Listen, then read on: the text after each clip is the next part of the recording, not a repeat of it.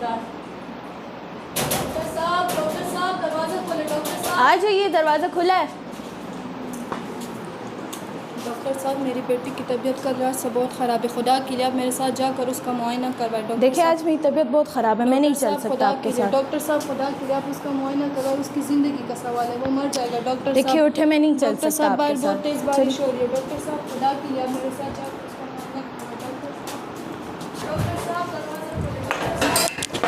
Doctor साहब दरवाज़ा खोलें। डॉक्टर साहब दरवाज़ा खोलें। डॉक्टर साहब चले डॉक्टर साहब खुदा के लिए दरवाज़ा खोलें।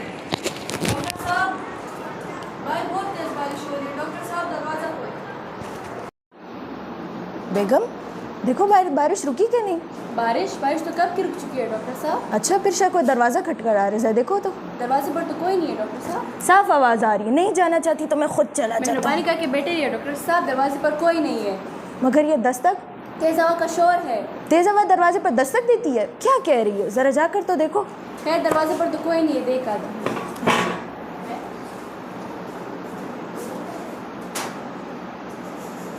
कौन है? कौन होगा? तुमने दरवाज़ा खोला था क्या ना? बगैर देखे ही आ गई हूँ, ना जाने क्या हो जाता है बैठे बैठे आपको। डॉक्टर होकर ऐसी हरकतें कर रहे हैं आप, बार बार मुझे क्यों बता रही हो कि मैं डॉक्टर हूँ? क्योंकि आप और लोगों से मुख्तलिफ है। क्या फ़ायदा है इस इल्म का। शायद तुम ठीक कह रही हो। आप लेटे रहिए, मैं डॉक्टर बुरहान को बुला लेती हूँ। हेलो डॉक्टर बुरहान, अगर आप फारिग है तो आप प्लीज़ डॉक्टर जैदी का मुआयना करने के लिए आए, जो उनकी तबीयत ठीक नहीं है।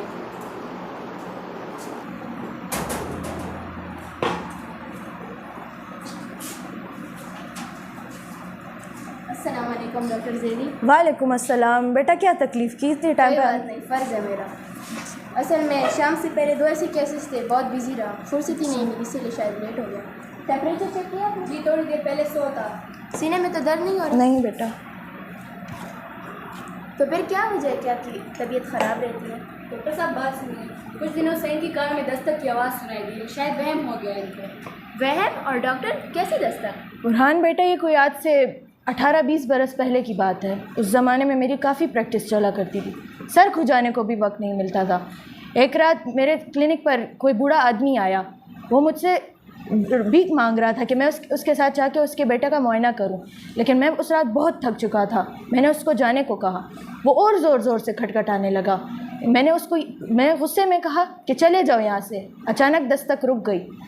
जब सुबह में उठा तो एक अजीब सी दिल में कैफियत थी। मैं उसको हर जगह ढूंढने लगा, लेकिन मुझे वो कहीं नहीं मिला। न जाने अब वो कहाँ होगा और उसका बेटा कैसा है अब।